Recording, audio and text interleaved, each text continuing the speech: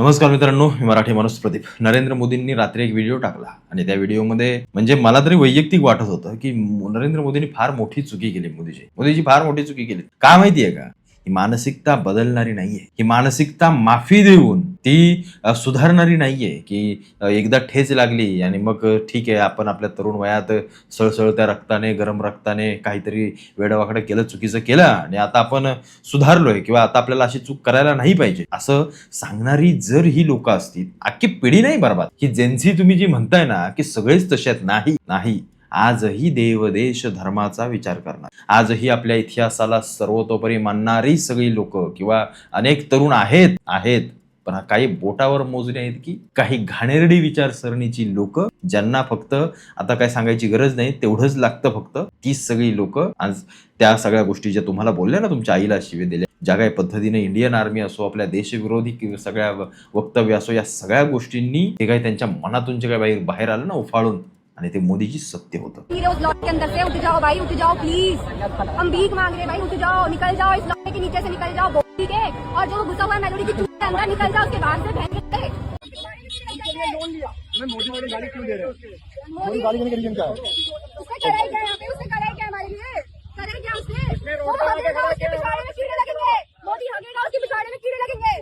घर में निगरानी के लिए क्या साले टकले चाइनीज की औलाद, साले मोटे हगुए, पहले हगले को भोसड़ी के पहले हगले भोसड़ी की तूने करा क्या? सीधी आती है गैर की औलाद। अपनी बीवियों को, अपनी बहनों को मोदी के पास सुलाते हैं, तभी इनके बच्चों को एग्जाम में पास किया जाता है। देश के ऊपर थू हो तुम, थू समझ आ रही है? तुम्हारे से ज्यादा बढ़िया गली का कुत्ता होता है, वो वफादार होता है कम से कम अपनी गली के। तुम वो भी नहीं हो।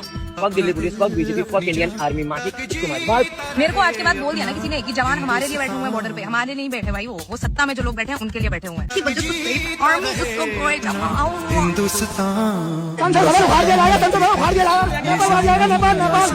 आज प्रोग्राम नहीं है, ऐसा कुछ नहीं है। बकिंगम पैलेस पर जो जवान खड़े रहते हैं ना एकदम स्ट्रेट, कुछ एक्सप्रेशन नहीं देते, वैसे हो गए हो आप लोग। इसको मजबूरी का नाम दे दूं मैं, या आप उस गाड़ी देख रहे हो, कब गाड़ी का काटा लूं मैं, कब बगल वाले लड़के को मैं पकड़ूं? ऐसा कुछ नहीं है। हम चले नीला टॉयलेट के लिए और लाल बाथरूम के लिए। अब लिखो इसके आगे कि तुम दास्तां फर्ज कर दो अदा ताकि जी। एंजॉय दिस मोदी के तेरे का खाना जो है। मोदीजी, तुम्ही तुमच्या व्हिडिओमध्ये यांना माफ करून टाकलं, पण ही खरंच माफ करण्याच्या लायक आहेत का? या 12 बापाच्या अवलादी म्हणायला खरंच काय हरकत नाहीये. ज्यांना म्हणजे एक गोष्ट मला समजत नाहीये, सगळं ज्या देशामध्ये खातात, ज्या देशामध्ये राहतात, ज्या लोकांमुळे सुरक्षित राहतात, त्या लोकांनाच हिणवणारे, त्यांच्यावरती टीका करणारे, त्यांना मारणारे, त्यांना काहीही बोलणारी ही अवलादी, ह्या घाणेरड्या या देशामध्ये राहण्याच्या लायकीच्या नाहीयेत त्या लायकीच्या देशात राहण्याच्या. याच मातीत खातायत, याच मातीत हाकतायत, तरी त्यांना चला पुळका बाहेरच्या विचारसरणीचा. ज्या आर्मीला शिव्या घालतायत, अरे आज त्या कुलगाम मध्ये बघितलं ना, दोन लोकांना गोळ्या घातल्या. आजची बातमी आहे, त्या 2 लोकांना धर्म विचारून त्यांना गोळ्या घातल्या, तिथल्या 2 मजुरांना. मला खरंच सांगा या वेळेला हा दिपकेन, तो वांगचूक आणि ही जी तिकडं दंगा करायला गेले होते, संसदेवरती चालून गेले होते, आज त्यांच्या तोंडामध्ये काय आता बोलायला, तोंडामध्ये घाण शिवाय येत आहेत, पण आपण बोलू नाही शकत या सगळ्या गोष्टी. आज ही लोक गेलीत कुठे? यांना वाईट वाटतंय का की आज आमच्या देशामध्ये असा काहीतरी घडलंय, कोणीतरी आतंकवाद्यांनी आमच्या 2 लोकांना मारलंय जे हिंदू आहेत. हिंदू देवी देवतांना शिव्या घालणं यांना जमतंय. यांना भारतीय पंतप्रधानांवरती काहीतरी बोलणं चालतंय का? कारण तो पंतप्रधान हिंदू आहे. ते हिंदू राष्ट्राची बात करतायत, हिंदू राष्ट्राची कहाणी सांगतायत, ते श्रीरामांना मानतायत, म्हणून ते आम्हाला नकोयत.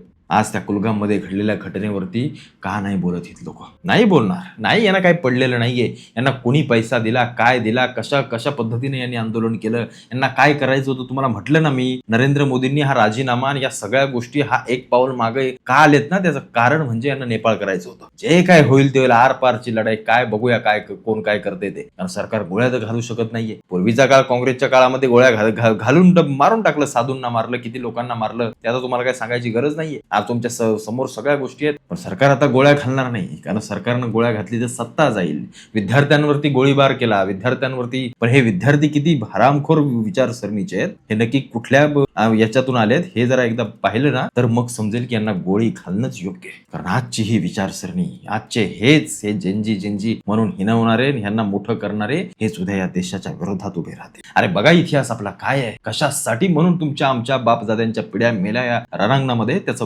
विचार एकदा करा. कशासाठी छत्रपती शिवाजी महाराज जन्माला आले, कशासाठी महाराणा प्रताप पृथ्वीराज चव्हाण जन्माला आले, कशासाठी मावळ्यांनी आपल्या बलिदान दिलं, अटके पार झेंडे पोहोचवले, काय हवं होतं त्यांना, काय हवं होतं, का नाही ते अब्दाली सोबत राहू शकले इथे, का नाही औरंगजेबासोबत सुखाने राहू शकले, का नाही पोर्तुगीज, इंग्रज, डच, फ्रेंच, आदिलशाह, निजामशाह या सगळ्यांसोबत इथे राहू शकले, का नाही राहू शकले. जरा 400 वर्षापूर्वीचा इतिहास वाचा, तेव्हा तुम्हाला समजेल की जो विचार आजही ही लोक पुढे चालवत आहेत. आणि तुम्ही म्हणताय साले यांना सपोर्ट करा, यांना पाठिंबा द्या.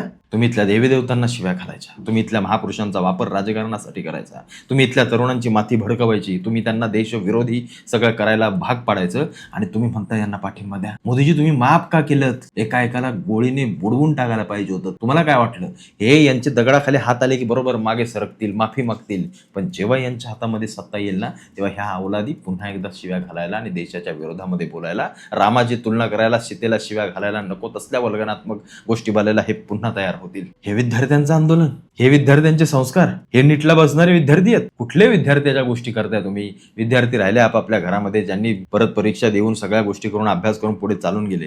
हे जे रस्त्यावरती उतरले ना आणि जे आणले होते ते कुणी पैसे देऊन आणले होते आणि कुठल्या विचारसरणी त्यांच्या डोक्यात भरून आणले होते ना, हे सगळ्या देशाला, संपूर्ण जगाला समजलं की नक्की काय चालू होतं आपल्या देशामध्ये. नीटच्या विरोधात आंदोलन, मग त्या सगळ्या कक्षेच्या बाहेर तुम्हाला जेव्हा एखाद्या विशिष्ट धर्मावरती टीका करणं, एखाद्या विशिष्ट लोकांवरती टीका करणं, एखाद्या देवी देवतांचा अपमान करणं, या सगळ्या गोष्टी जेव्हा तुमच्या डोक्यात येतात तेव्हा त्या कुठून येतात ना हे काय न कळण्या एवढे आम्ही मूर्ख नाही आहोत. आज नीटच्या लोकांवरती अन्याय झाला म्हणतायत, हे नीटच्या विद्यार्थ्यांवरती अन्याय झाला. आज इतकी वर्ष आरक्षण लागल्यापासून ओपनची पोरं आपली 90-95% डोळ्यात तेल घालून मेणबत्तीवरती दिव्यावरती अभ्यास करणारी पोरं जेव्हा रांगेमध्ये मागच्या बाजूला उभी राहतात ना, आणि त्यांचा बाप जेव्हा, सामान्य बाप जेव्हा घरातले दागिने विकून, घरातली जमीन विकून, घरातलं असेल ते सगळं घबाड विकून पैसा देऊन त्याच्या शिक्षणाला लावतो ना, आणि एखादा 50% वाला पुढे जाऊन मोफत शिक्षण घेतो ना, तेव्हा त्याला कुठेतरी वाटतं की खरा अन्याय आमच्यावरती झालाय. एखादा दलित पोरगा येऊन म्हणणार नाही म्हणणार की अरे तुला 90% पडले, तुला 95% पडले, तुला 99% पडले, तू त्या याचा पात्रतेचा आहे, तू त्याच्या लायकीचा आहेस, मला कमी टक्के पडलेत ना तर मी मागे राहीन. एकही असा म्हणणार नाही. का? कारण आपल्याला मिळतंय, आपल्याला काहीतरी मिळतंय. बाबासाहेब स्वतः सांगून गेले की अरे हे आरक्षण मी तुटपुंज देतोय, त्याच्यानंतर तुम्ही आरक्षणाच्या याच्यावरती जगत राहिलात तर तुम्ही मागे पडाल, तुम्ही मागे राहाल, हा देश मागे राहील. पण आज ज्यांना आरक्षण मिळालंय ते सोडायला तयार नाहीये. नाही, आम्ही नाही सोडणार. आम्ही आरक्षण सोडलं तर सत्ता घालवून टाकू, आम्ही गोळ्या घालू, आम्ही रस्त्यावर उतरू, आम्ही हे करू, आम्ही ते करू. ही विचारसरणी आमची. या देशातल्या कोणत्या महापुरुषांनी असं सांगितलं नाही की मी जे काम करतोय ते फक्त माझ्याच समाजासाठी आहे, बाकी मला काही कोणाचं घेणं देणं नाही. छत्रपती शिवाजी महाराजांनी स्वराज्य स्थापन केलं, 18 पगड जातीची सगळी माणसं सोबत घेतली. त्यांनाही वाटलं असतं मराठ्यांसाठीच फक्त काम करू, ब्राह्मणांसाठीच फक्त काम करू, बाकीच्यांचं आपल्याला काही घेणं देणं आहे. पेशव्यांनी तोच विचार केला असता, आपणही फक्त ब्राह्मणांसाठीच लढू, बाकीच्यांना तिकडे जग मारत जाऊ. नाही, पानिपतावरती मेलेला प्रत्येक जण 18 पगड जातीचा होता, तुमच्या आमच्या रक्ताचा होता, जो तिथं कुणीतरी मेला. कशासाठी? तुमच्या पिढ्या चांगल्या व्हाव्यात, तुमच्या पिढ्यांना कोणतीही अडचण येऊ नये, तुमच्या आयुष्यातले अडथळे दूर व्हावेत. ही संकट आम्ही इथंच थोपू, आमची एक पिढी खर्ची पडेल तर पुढच्या 100 पिढ्या जगतील. हा विचार करणारी सगळी लोक ज्या पानिपतावरती मेली ना, त्यांना शिव्या घालणाऱ्या अवलादी काल रस्त्यावर दिसत होत्या. बाबासाहेबांनी हा विचार नाही केला की अरे माझं संविधान माझं फक्त दलित समाजासाठी आहे, बाकीच्यांना झक मारत जाऊ, तुम्ही तुमचं लिहान, तुम्ही तुमचं हे करा. नाही, त्यांनी प्रत्येकाला समान अधिकार देण्याचं काम केलं, प्रत्येकाला समान अधिकार देण्याचं काम केलं. स्वतःच्या समाजाला दिलेलं आरक्षण देतानाही बाबासाहेब म्हणतायत की पुढच्या 10-15 वर्षानंतर माझा समाज जेव्हा स्टेबल होईल ना तेव्हा ते आरक्षण तुम्ही बंद करून टाका. हा विचार करणारे महापुरुष म्हणून ते महापुरुष झाले. आणि म्हणून आज आपण त्यांच्या नावाखाली राजकारण करत, एकमेकांची माती भडकवत, एकमेकांचे नको तसले चुकीचे मेसेज पसरवून एकमेकांच्या जातीमध्ये तेढ निर्माण करण्याचं आपण काम करतोय. पण आम्हाला सत्य काय ना, ते आम्हाला सत्य हजम होत नाही, ते आम्हाला सत्य सांगावं असं वाटत नाही, ते आम्ही ॲक्सेप्ट करू शकत नाही. ही खरी वस्तुस्थिती आपली, ही खरी वस्तुस्थिती आहे. आम्हाला योग्य काय आणि अयोग्य काय यातला विचारच कळत नाही. आम्हाला फक्त मोदी गेला, अरे जाऊ द्या, मोदी गेला, मोदी गेला, विषय सोडून द्या. पण जेव्हा राहुल गांधी इथं बसेल तेव्हा तो या देशाचा विचार करेल की तो आल्यानंतर बाहेरच्या बाकीच्या देशांमध्ये, आपल्या शत्रूंच्या देशांमध्ये फटाके वाजतील आणि ते जर वाजणार असतील ना, तर तुम्ही आणि आम्ही भारतीय म्हणून जन्माला आलो, ही सगळ्यात मोठी चूक आहे आपली. मग सगळ्यात मोठी चूक आहे. द्या सोडून मोदी विधी, कोण भाजप बिजप, अरे किती असे गेले या जमिनीवरती आले आणि कितीतरी सत्ता निघून गेल्या, ज्यांनी या देशावरती राज्य केलं, ज्यांनी आशिया खंडावरती राज्य केलं, असले मोठे मोठे दिग्गज राजे महाराजे, त्यांच्या सत्ता, त्यांची साम्राज्य संपून गेली. हे भाजप बिजप काँग्रेस काय आहे? पण या मातीसाठी, या देशाच्या तुकड्यासाठी लढणारा प्रत्येक जण जेव्हा स्वतःची मातृभूमी म्हणून, स्वतःच्या मातीला वंदन म्हणून जर लढत असेल तर आम्ही म्हणतो देशभक्त आहे. पण राहुल गांधी आल्यानंतर जर पाकिस्तानमध्ये, बांगलादेशमध्ये, चायनामध्ये इकडे तिकडे जर फटाके वाजत असतील तर तुम्ही कसले घंट्याचे देशभक्त आहात? सांगा मला, तुम्ही कसले देशभक्त आहात? मग आज महाराष्ट्रातलं उदाहरण देतो. महाराष्ट्रातल्या कितीतरी गावांमधल्या आज गावच्या गावं त्या आर्मीमध्ये आहेत. त्या तिथं जम्मू काश्मीरमध्ये हातामध्ये रायफल घेऊन त्या सियाचीनमध्ये, त्या बर्फामध्ये, त्या वाऱ्या पावसामध्ये तिथं